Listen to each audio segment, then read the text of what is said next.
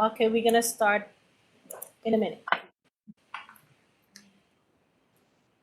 Welcome, and thank you for joining us today for the meeting of the New York City Health and Hospital Capital Committee. Today's meeting is officially called to order. I would like first to propose a motion to adopt the minutes of the Capital Committee of the meeting held on September 10th, 2020. I will be polling every member of the board individually for his or her vote. Jose Pagan, Yes. Dr. Katz, Yes. Frida Wang, Yes. Robert Dolan, Yes. Sally Hernandez Piñero. Yes. Thank you. The agenda, the minutes is adopted. Next, we will have the Senior Vice President report, Ms. Flaherty. Good morning. Our OFD team continues to support our system, and based upon lessons learned and emergency enhancements made, we have a substantially greater surge capacity at our hospitals compared to early March. We continue to evolve our strategies with feedback of our clinical and facility leadership to further enhance our spaces as our resources allow. On the week of October 25th, we will celebrate Healthcare Facilities and Engineering Week, and we are looking forward to recognizing our heroes of healthcare facilities who work all shifts to keep our often old systems running and who ran to the cause to transform our spaces and our systems on unprecedented surge. I want to thank the Finance Committee for essential action prior to this meeting for refinance that will allow us to do additional projects for our system, over 40 projects across our facilities, valued at over $70 million. We thank you for your leadership and assistance to accelerate our capital program. Despite COVID, we are all in as New Yorkers to press forward and address our patient and staff needs. Our COVID centers of excellence are nearing completion, and we continue to address enhancements to further prepare for an upcoming surge. This month's resolutions, only two this time, are a culmination of hard work in our FEMA Sandy portfolio and our Housing is Health team. I look forward to a robust discussion on these two resolutions, one focused on protecting our physical assets through resiliency at our facilities, as well as this resolution for housing that will be so important for the community at Woodhull and Health and Hospitals as we look to expand access to housing for our most vulnerable homeless patients. And now I'm ready to progress to the resolutions. Thank you. Thank you, Christine. The first, sorry. Yeah, go ahead with the resolution, Christine. Sorry. Okay. The first resolution authorizing New York City Health and Hospitals Corporation, the system, to execute a 99-year sublease, including tenant renewal options, with Communal Life, Inc. or an affiliate formed for the transaction, the tenant, of approximately 13,000 square feet within the parking lot of New York City Health and Hospitals Woodhull Medical Center and Mental Health Center, the facility, to be used for the development of an 8-story multifamily residential building with 93 apartments divided between studio and one-bedroom units for households earning less than 60% area median income, AMI, including 56 supportive housing units for behavioral health patients who are housing insecure, who are appropriate for independent living, 21 units for seniors, 15 units for low-income individuals, and 1 superintendent's unit at no charge other than an annual lease servicing fee of $12,000 per annum with potential for rent after the 15th year as described in the executive summary provided. The tenant shall give priority to referrals of New York City Health and Hospitals patients who meet all eligibility standards for designated supportive units. Good morning. I'm here to request your approval of a proposed 99-year ground lease to Communal Life at the Woodhull Hospital Medical Center in order to facilitate the development of affordable and supportive housing at this site. The development of affordable multifamily residential housing on H&H land is a complex and collaborative process with many partners in city government and the nonprofit and business community. Before commencing, I would like to thank Greg Caliste, our CEO of Woodhull, for his vision and steadfast advocacy for housing, the Woodhull CAB for their commitment to this project, Communal Life, the site developer, represented today by CEO Dr. Rosa Gill, Executive Vice President and COO Michael O'Donnell. New York City Department of Housing Development, represented by Ross Karp, Director of Supportive Housing Loan Program, and Project Manager Lily Bertovich. Affordable and supportive housing projects such as this cannot be built without HPD's partnership and financing tools. New York City Human Resources Administration, providing the social service subsidy to provide the robust case management and support services for homeless tenants. Before talking about the ground lease at hand, I would like to take a few minutes to talk about why housing is health at health and hospitals. Homelessness in New York City is a growing problem, with over 130,000 New Yorkers spending at least one night in a city homeless shelter in fiscal year 2018. Health and Hospitals serves more than 53,000 persons experiencing homelessness each year, while ensuring nearly 17,000 homeless individuals through our subsidy health plan, Metro Plus.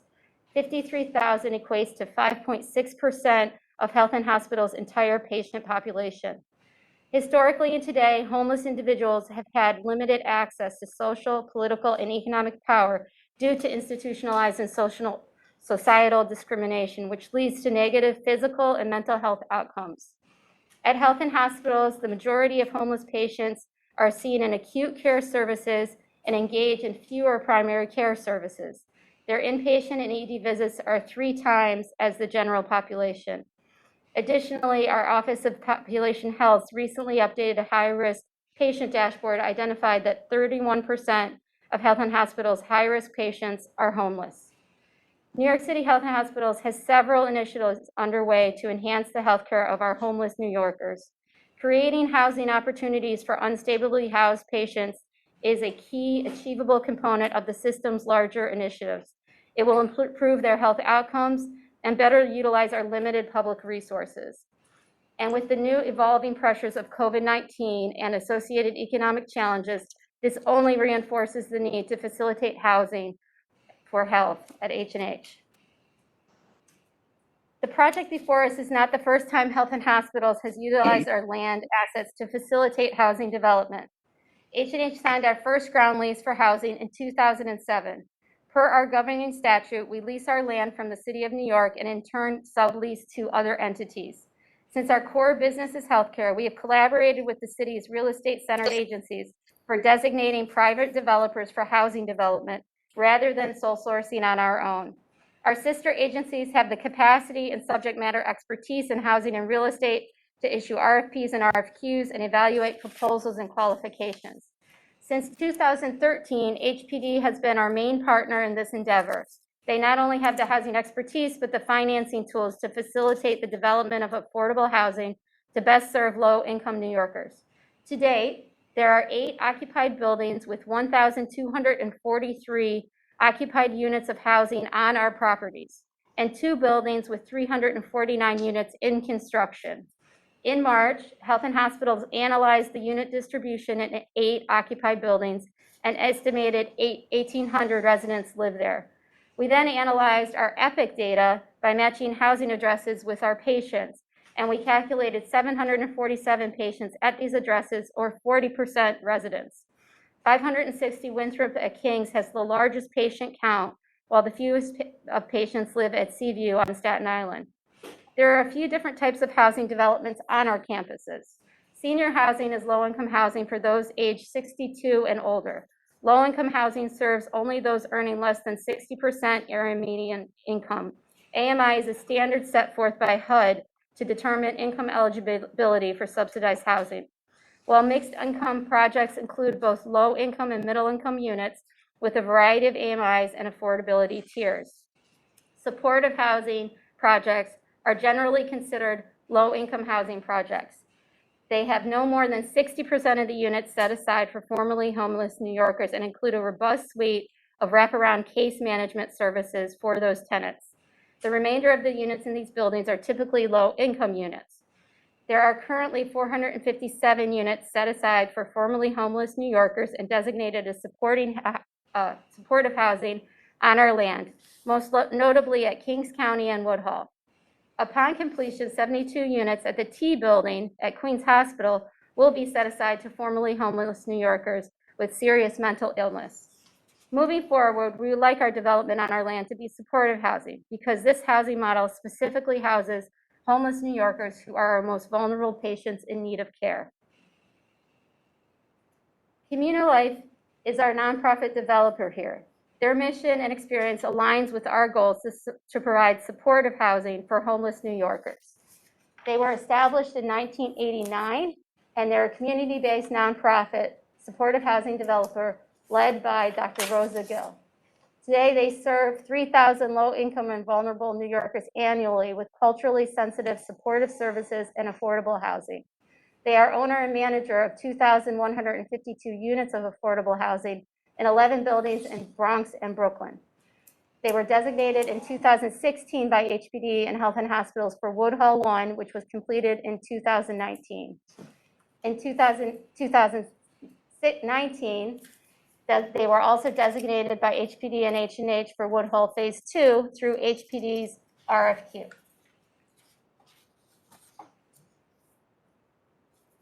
This is the existing Woodhull Phase 1 project located at 179 Throop Avenue that was completed in 2019. The statistics on this slide are listed here, and now I would like to turn it to our CEO of Woodhull Hospital, Mr. Greg Calise, to speak to the benefits that this development has had to serve the community of Woodhull. So good morning, members of the Capital Committee. Good morning, everybody who's listening.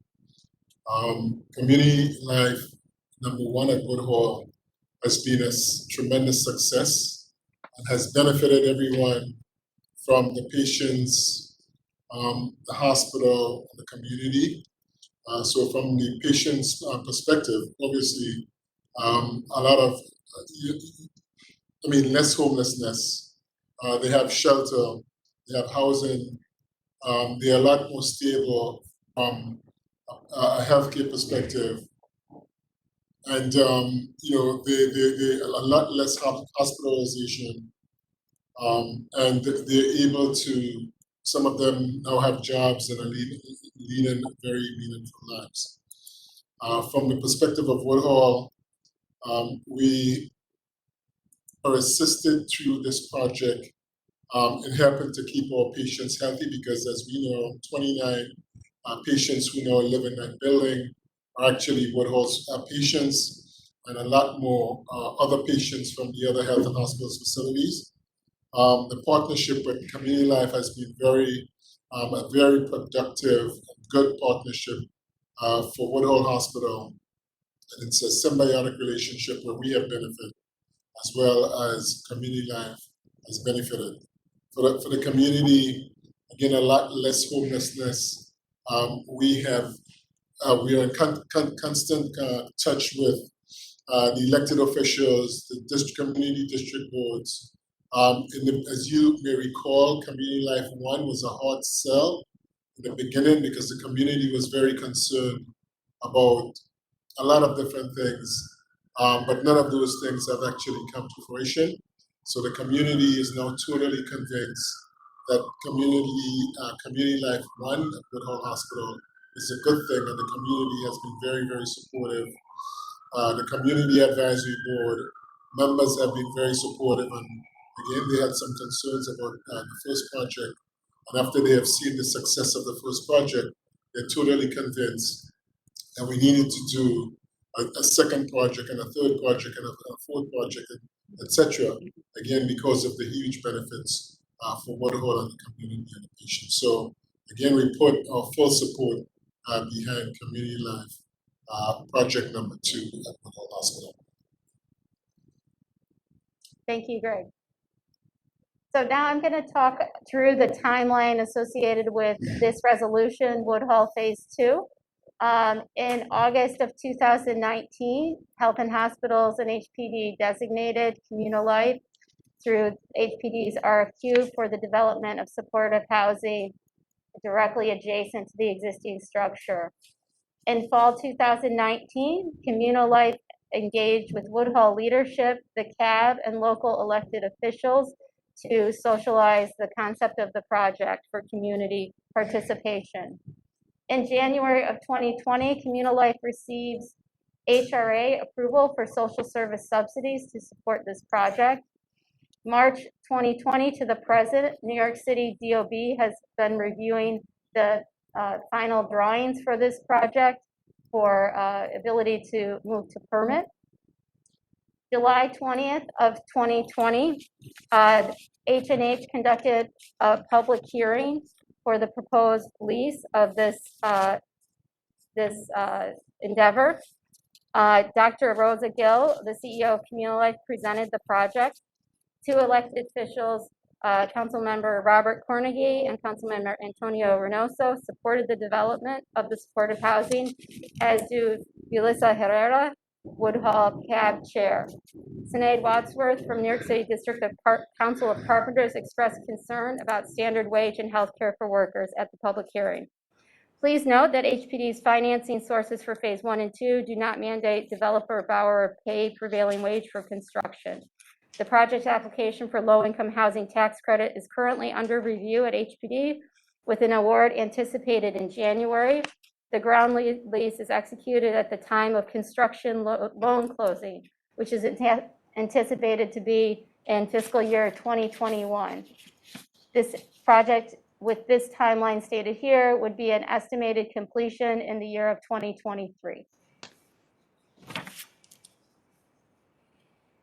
The new 8-story building will be on a 12,950 square feet lot on the Woodhull campus. It is directly adjacent to the existing building, connected on the ground floor, sharing a commercial kitchen being designed by a minority woman firm who designed phase 1. There will be 92 residential units and 1 supers unit in the building. A quick overview of the affordability of the units is listed to the right on this slide. 21 one-bedroom will be senior units for very low-income seniors aged 62 and older. Senior tenants will benefit from either Section 8 or pay rents at 30% AMI. There are 15 studios designated as low-income community units. The 56 supportive units for formerly homeless New Yorkers will all be studios. While the rent is $1,390 for each unit, a significant portion is paid for HPD project-based rental contract available for supportive housing units.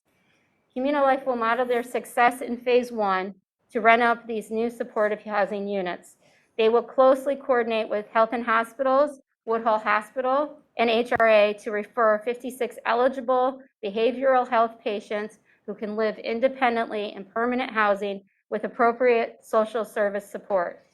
Communal Life will provide person-centered on-site case management services for these tenants. Additionally, they will lead patient care coordination through Woodhull outpatient treatment as needed. Some features of the building. The building itself will meet HPD's supportive housing program design standards, which prescribe the unit size, the community spaces, and the social service spaces throughout. Additionally, the project will meet the Enterprise Green Communities standards delineated by HPD. There's a list on this slide that demonstrates all of the different elements of this that demonstrate the commitment to sustainability in the construction of this building. Since COVID, it's important to look at our spaces and the environment that we live in. The designer at Communal Life has thought those things through, and slight modifications have been made for the community areas, and even considerations are being looked at in looking at the air handling system, which will be determined at the point of bidding the project. Additionally, the MWBE requirements for the project are listed here per the terms of HPD's agreement, and Communal Life has joined with the local St. Nick's Business Council and will coordinate with the St. Nick's Alliance to train and assist community residents with placement in construction-related jobs. They will continue to participate, Communal Life, in local job fairs for recruitment of agency staff. In order for a $37 million multifamily residential building to be affordable for low-income and formerly homeless tenants, it must be subsidized by complex financing sources available to private developers.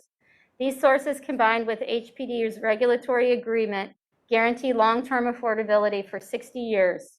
An entity formed by Communal Life will receive a $9 million city capital loan from HPD. The principal and interest will be deferred and accrued for 30 years. A private bank will lend the project $7.5 million.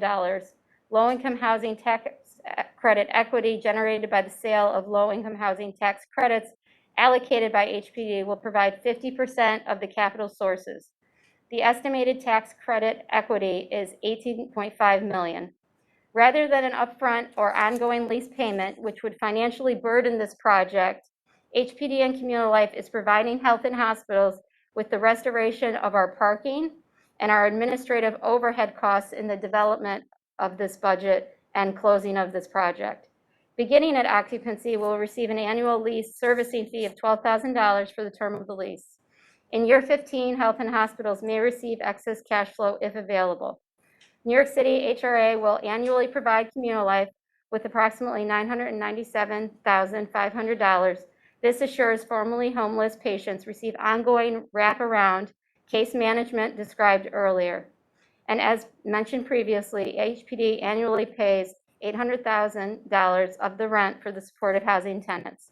The rental payments support debt services and operations. And now I have the resolution on the slide. I do want to thank Leora John Teff, who joined our team last year and has been really the rock to help us facilitate this moment where we are able to put this resolution forth. And so both myself, Leora, Greg, Dr. Gill, and HPD are available for questions from anyone on the committee. Thank you, Christine, for such an informative presentation. We really appreciate it, and we would like to thank all the members of your team and Dr. Gill for her work, and Dr. Mr. Khalid for all the work for this project. I would like to open up the floor for the members for having any questions. I will go in order to allow them to ask any questions that they may have. Jose Pagan? I have no questions. Thank you so much. Thank you. Dr. Katz? I think this is a great project, and I hope we can do a whole bunch more. We agree. Frida Wang? I was going to say the same thing, Dr. Katz. You stole the words right out of my mouth. I think this is a terrific project, and thank you to the whole group, everyone who's been making this come to fruition. So no questions. Thank you. Robert Nolan? No questions. Thank you. Sally Hernandez Pinheiro? Sally, you may be muted. Sally, you're on mute. Sally, you have to unmute yourself. Now. Is that okay? Yes. Now? Yeah. Okay. Now we can hear you. Terrific. Thank you. I wanted to say it's important to highlight how incredible the time frame within which this is being done is. I mean, in 2 or 2.5 years, go from inception to the start of construction and with all of these subsidies and credits and everything is really, really quite remarkable. So kudos to everyone for that. My second statement is more just a point of clarification. We've wanted there to be a nexus between H&H and its mission and the residents who occupy the housing, both for financial reasons, because H&H doesn't have beds that are being occupied by patients who don't need hospital services, as Greg pointed out, so that's a savings for us. And I think for legal reasons, H&H should have a close relationship between who occupies the residence and the H&H. So I was a little unclear about whether there'll be referrals by H&H or is it strictly Health and Hospitals in Woodhull? So the referrals cover Woodhull's our primary location, but it would be all of H&H. Also, we'll work very closely with Metro Plus, who very successfully does a great job placing their patients in a number of housing opportunities. And so it would be a combination of Health and Hospitals, Woodhull Hospital leading the charge, I would say, as our local hospital, but and that's for the supportive part of the units. Thank And you then so much. obviously, the rest of it will be the rent up through the lottery, which will also try to inundate that market. But it, as we know, that's a lottery system. Yes. Thank you very And I much. don't know I'm if Greg, you have any other comments, or Leora? I hope not.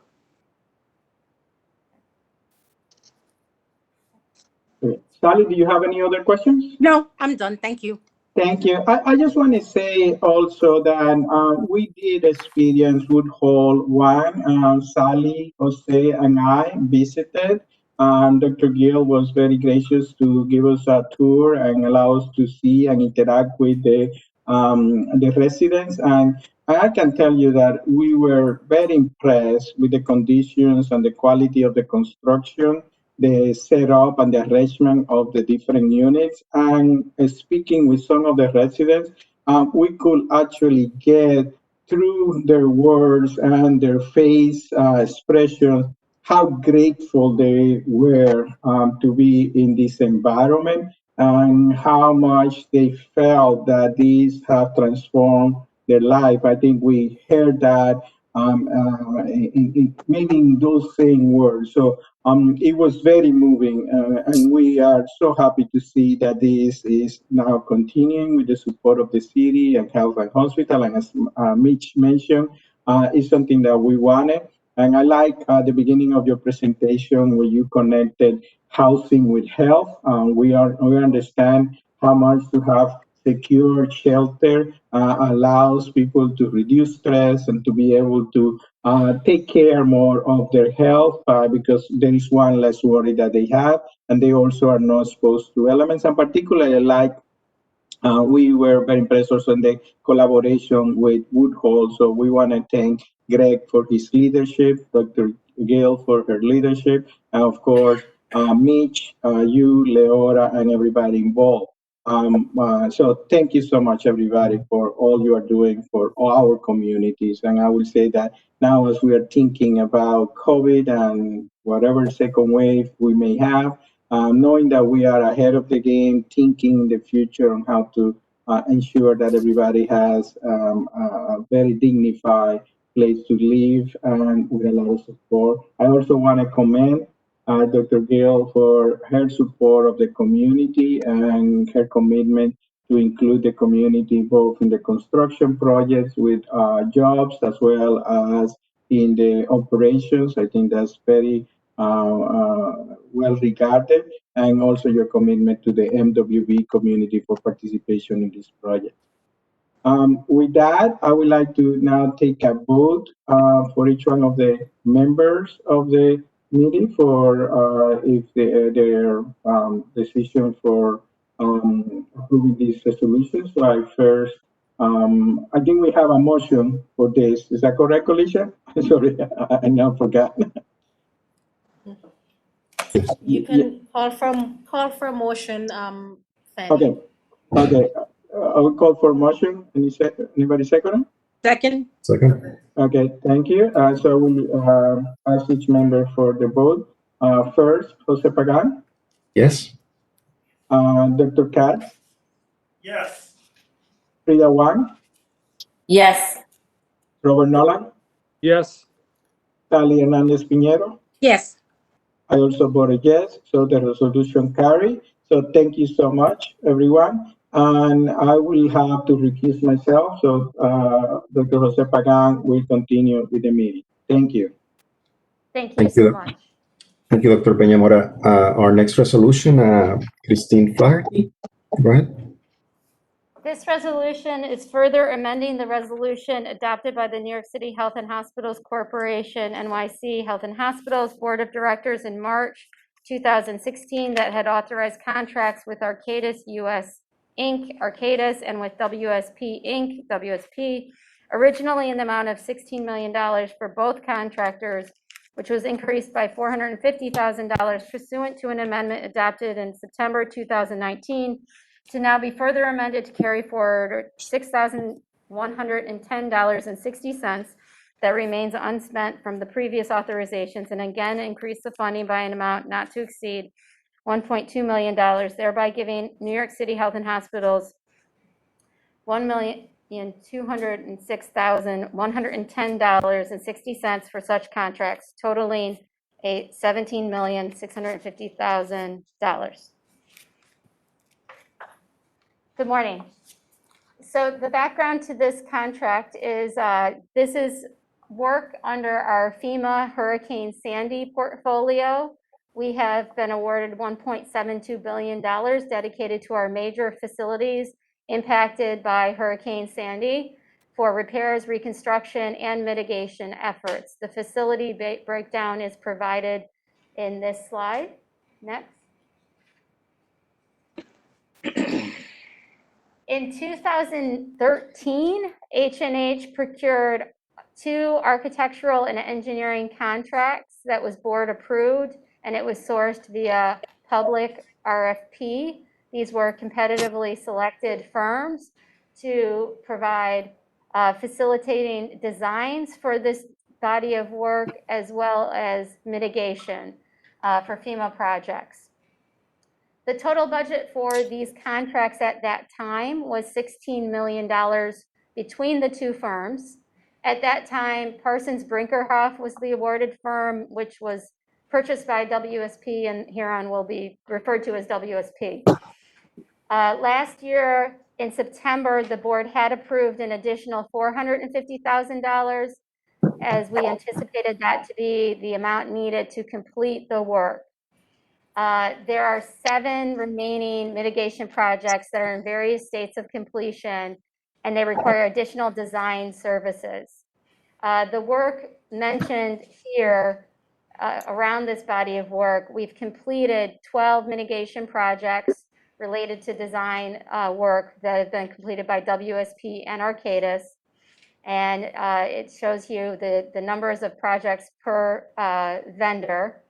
And Arcadis, as a flood wall mitigation expert, they completed a number of environmental assessments also throughout our properties, in addition to performing design services. This is the list of all of the completed work that the design firms completed, and this shows you the cost of the projects. These contracts were used for smaller projects that were done across our facilities, some of which were managed by EDC and some of which were managed by Health and Hospitals. This shows you the project costs and the scopes of the projects completed to date. The next slide shows you the ongoing projects that this additional supplemental funding will help us wrap the projects up. These projects are complicated. Some of them were definitely impacted by COVID, and that there were, time delays a bit, as well as we did halt certain types of projects that might impact our ability to operate or work towards serving our patients and our staff during the pandemic. And so some of our projects stretched out, and some of them had unforeseen conditions, which requires the design firm that's already working on the job to continue their services, providing answers to the contractors doing the work in construction or finishing up designs. Next slide. So for the ongoing projects, this is just a quick snapshot of the schedules for those projects so that you could understand that some of those projects are well in construction or about to start construction. The designers of record need to stay the designers of record. We have 2 projects where designs have started. They're small in scale, and the most cost-effective manner is to have this design firm finish that work because designs have already been substantially progressed. This shows you the breakdown of our additional funding request for this resolution. We're requesting a $1.2 million of funding, which is covered by FEMA Sandy. That would be part of that award. We have here for full transparency, a contingency here, and so we would only be using the dollars that are spent. But we did want to ensure that we didn't have to come to the board again. We want to make sure we finish up these last projects, and we've resolved all technical issues. There are some complexities, and so this contingency, we've identified kind of the aspects of why we're asking for a higher contingency than normal here, because the largest portion of this has to do with ongoing coordination efforts at the Bellevue Community Flood Wall, which is directly adjacent and part of a private development at the northeast corner of Bellevue's campus with Alexandria, who is in negotiations with New York City Economic Development Corp right now, and we anticipate their facilities foundation to be part of our flood wall system. And so there's a tremendous amount of ongoing coordination associated with working closely in partnership with that property that Arcadis is underway with. Whoa. So the original contracts that were awarded in 2013, a MWBE waiver had been in place. We had, as stated last year, we had gone to both vendors and identified the need to increase their MWBE participation. And they agreed to increase their participation. And this snapshot on the slide shows you Arcadis, for the original contract, their MWBE spend was 5%. For the new amendment that was authorized last year, they were able to increase to 10%. WSP had committed to a 7 to 9%, and they were able to achieve 9% on the amendment.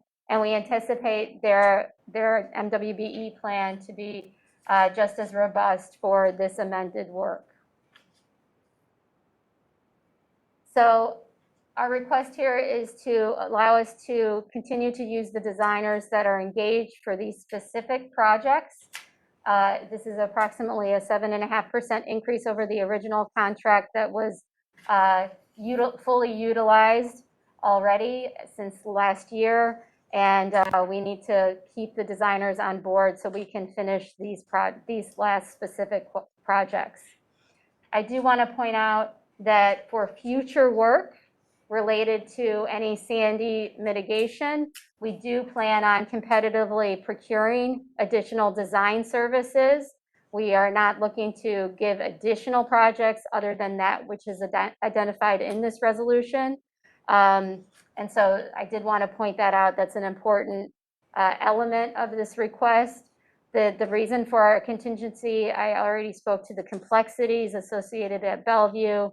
And as we look to leverage potentially once Sandy funding is completed for the first project worksheets, we could potentially have some reserve funding available in the grant, and the design firms may be helpful to establish budgetary studies to enable us to do competitive design procurements in the future.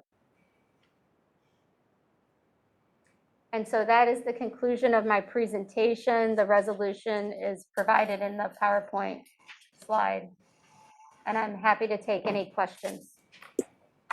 Thank you, Christine. Any questions from board members? Dr. Katz? Nope, thank you. Thank you. Frida Wan? No, thank you. Robert Nolan? And Sally Hernandez Piñero? Okay, so, and I don't have any questions. Thank you so much for a clear presentation on this project. It's exciting to see that all these activities taking place and things are moving forward. So I would like to then ask for a vote on this. So, well, make a motion to approve the resolution. Is there a second? Second. Second. So let's have the vote. Dr. Katz? Yes. Frida Wan? Yes. Robert Nolan? Sally Hernandez Piñero? Yes. And Jose Pagan, yes. So the resolution carries. Is there any old, thank you so much, Christine. Is there any old business before the committee or new business?